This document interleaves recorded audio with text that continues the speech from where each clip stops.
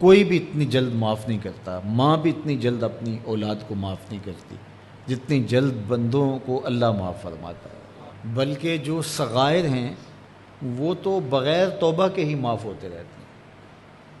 فرمایا کہ جب تم وضو کرتے ہو تو اعضائے وضو کے گناہ جھڑ جاتے ہیں وضو سے، اور ہمیں پتہ بھی نہیں ہوتا۔ بہت سارے صغیرہ گناہ ایسے بھی ہیں کہ ہم ان صغائر کا ادراک بھی نہیں کر پاتے، لیکن وہ ہمارے سے جڑے ہوئے ہوتے ہیں، اور اسی طرح جب وہ ہمارے سے جھڑتے ہیں تو ہمیں ادراک بھی نہیں ہوتا کہ وہ ہمارے ساتھ جڑے تھے اور ہمارے سے دور بھی ہو گئے اور ہمیں پاک صاف کر دیا گیا۔ ایک نماز سے دوسری نماز تک کا وقت درمیان کے اندر ہونے والے گناہوں کا کفارہ ہے۔ ایک جمعہ دوسرے جمعے تک، ایک رمضان دوسرے رمضان تک گناہوں کا کفارہ ہے۔ تو یہ اللہ کی کرم نوازیوں کے رنگ ہے۔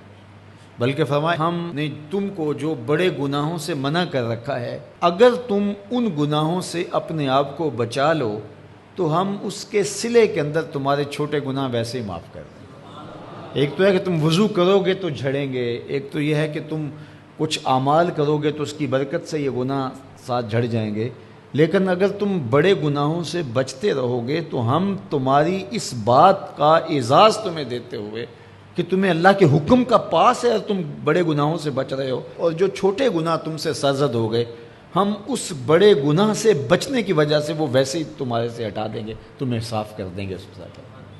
یہ کتنی کرم نوازیاں ہیں۔ اور اگر تم نیکیاں کرتے ہو تو نیکی بھی تمہارے گناہ کو مٹا دیتی ہے۔ اللہ کے محبوب علیہ السلام نے جو 3 وصیتیں کی تھی تو ان میں سے ایک وصیت یہ تھی کہ گناہ تم سے سرزد ہو جائے تو اس کے بعد تم نیکی کرو۔ کیوں؟ تم ہوہا، جو نیکی ہے وہ گناہ کو مٹا ڈالے گی۔ یہ کیسا اس کا الوہی انتظام ہے کہ ہمارے گناہوں کو مٹانے کے لیے کتنے سامان رکھیں۔ چھوٹے گناہ سرزد ہو گئے ہیں تو وضو کرنے سے، نماز ادا کرنے سے معاف ہو گئے، صدقہ کرنے سے معاف ہو گئے، کسی کو مسکرا کر ملنے سے معاف ہو گئے، رستے میں پڑی ہوئی چیز ہٹا دی تو اس سے معافی ہو گئی، دروشی پڑا تو گناہ معاف ہو گئے اور خطائیں دھل گئیں اور درجات بلند ہو گئے، اور نیکی کی تو ساتھ گناہ بھی معاف ہو گئے۔ تو باقی رہی بات کہ کبیرہ گناہ، بڑی بڑی باتیں، تو شرک سے بڑی بات تو کوئی نہیں ہے، سب سے بڑا گناہ تو شرک ہے۔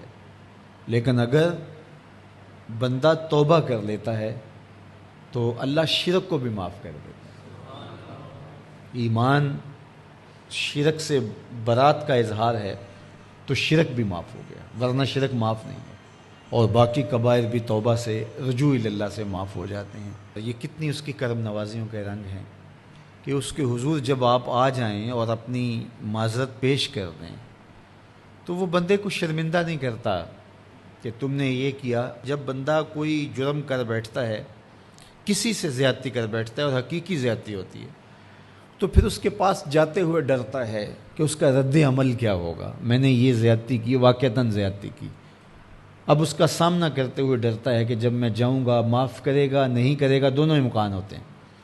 پھر معاف کرے گا تو کتنا رگیدے گا، مجھے کتنا احساس دلائے گا، اور اس کے بعد معاف کرے گا تو بندے کے قدم اٹھتے بھی ہیں، اور کئی وسواس اس کے ساتھ جڑے ہوئے ہوتے ہیں کہ معافی ہوگی یا نہیں ہوگی، اور میری تذلیل ہوگی یا میری کیا صورتحال ہوگی، کسی سے بھی معافی مانگتے ہوئے۔ اسی لیے لوگ اڑ جاتے ہیں، بعض اوقات وہ جانتے بوجھتے ہوتے ہیں کہ ہم نے یہ زیادتی کی ہے، اپنے بھائی کا دل دکھایا ہے، حق مارا ہے، زیادتی کی ہے، لیکن وہ اس احساس سے بچنے کے لیے تو پھر آہستہ آہستہ آہستہ آہستہ وہ اس کے عادی ہو جاتے ہیں۔